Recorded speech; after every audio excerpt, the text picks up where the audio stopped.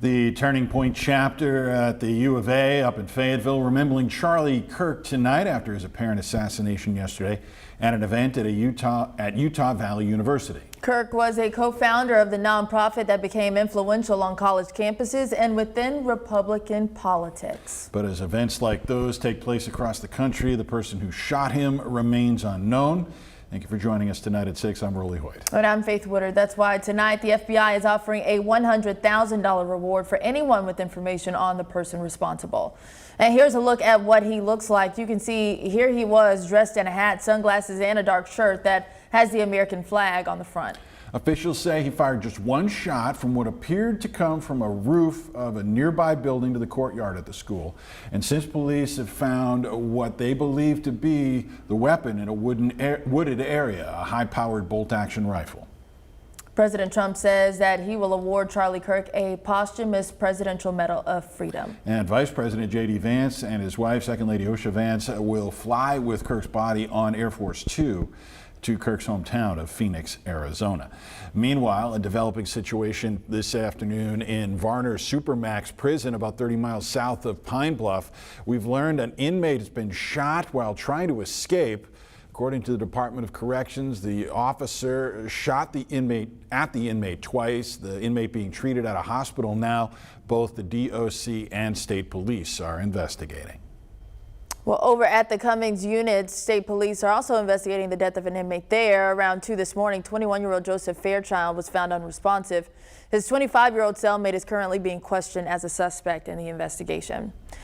And in Saline County, the sheriff's office says a man is under arrest charged with killing 2 women. Michael Weiser is accused of killing Denise Rhodes and Robin Dessort after setting a house on fire in the process. The 2 neighbors from Bauxite had been reported missing since July, but deputies found the remains last week on property near Wester's home. He's charged with capital murder, arson, and abuse of a corpse. Our temperatures today, we're on the hot side as we made it into the 90s over a good part of the state. Here are your high temperatures. Leading the way, Mountain Home 96. It was 89 in Hot Springs. There were some clouds that we had as well that kept those temperatures down for some.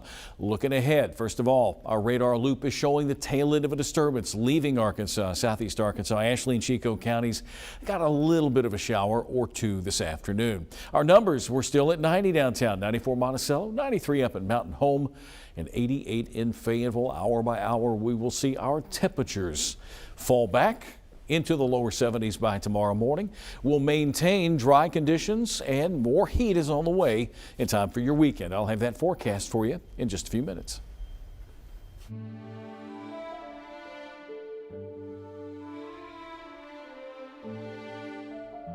Is of course 9/11, and across the country, service members, officials, and others are all coming together to remember the lives lost 24 years ago in the attacks that forever changed our nation.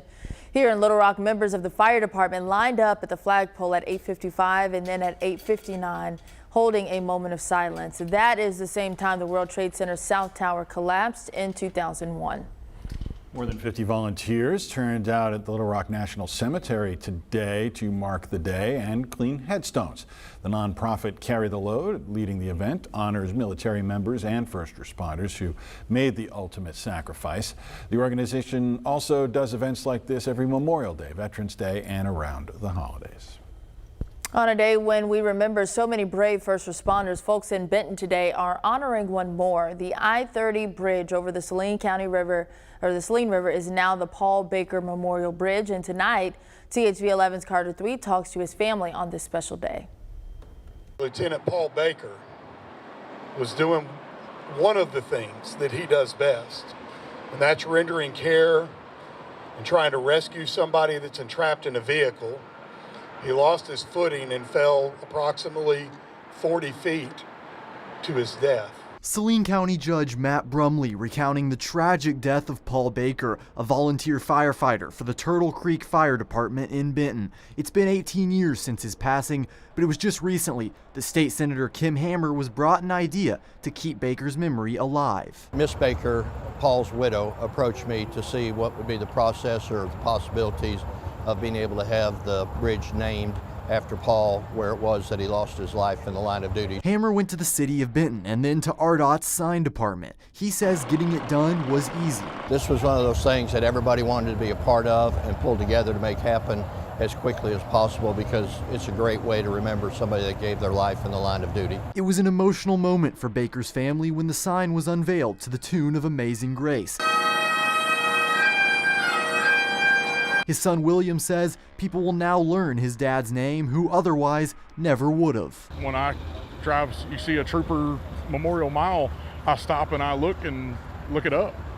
See the history, see why that part of the road, and now people will be able to do that. So what lesson can people driving by learn from Paul? William and Benton Mayor Tom Farmer say the spirit of being a volunteer and being willing to lend a helping hand. Greatest guy you could ever meet. He was always willing to help anybody in any situation. Just as this bridge carries countless people safely to their destinations every day, his legacy will be carried forward in the hearts of his family, his brothers and sisters in uniform, and the entire community.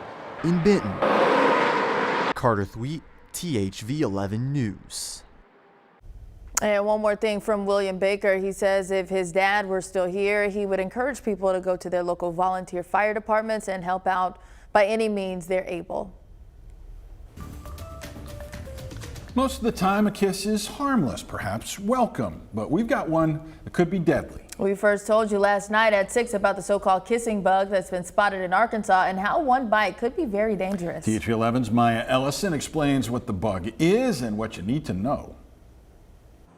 It came from the tropics. When I went to Brazil and worked for about a month or so, that was one of the things that we were warned about. The small insect has made a 3,000-mile journey to the United States. Most recently, officials have reported sightings in 29 states, including Arkansas. There are 3 species of kissing bug that we think in Arkansas. There's 10 total worldwide. According to agriculture and life sciences officials at Texas A&M University, kissing bugs can live up to 2 years. They grow to the size of about a penny and are drawn to heat, most active at night. Likes to prefer around moist tissue, such as your mouth or your eyes. They are black with kind of orange, small orange markings around the abdomen, and they will feed off your blood. That's how they make their living. We asked people in the area if they knew anything about the deadly insect. Yeah, a little bit. Okay. That it has a disease. I can't remember what it's called, but it's making news all over the country.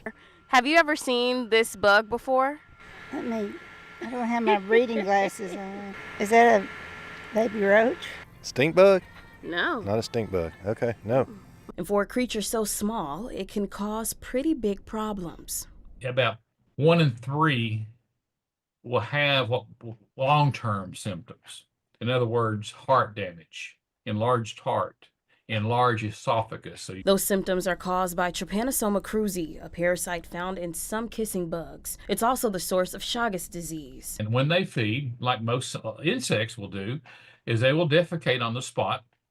Flies do the same thing, where they eat. This protozoa is there in the feces. You scratch it and rub the feces into the wound, and that's how you get the disease. Now, Dr. Ford says while the general public shouldn't panic, those most at risk include people without adequate housing and campers who sleep outside. In Little Rock, Maya Ellison, THV 11 News. All right, now get this. The insect can also infect dogs. Man, I don't like this bug. It sometimes gives them heart disease.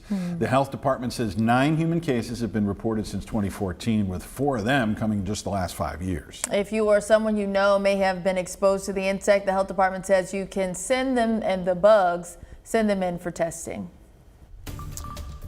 Forecast highs tomorrow could make it back into the middle to upper 90s. Camden could make it to 98. 1 or 2 locations by the weekend could see 100. I'll have the rest of your weekend forecast after the break.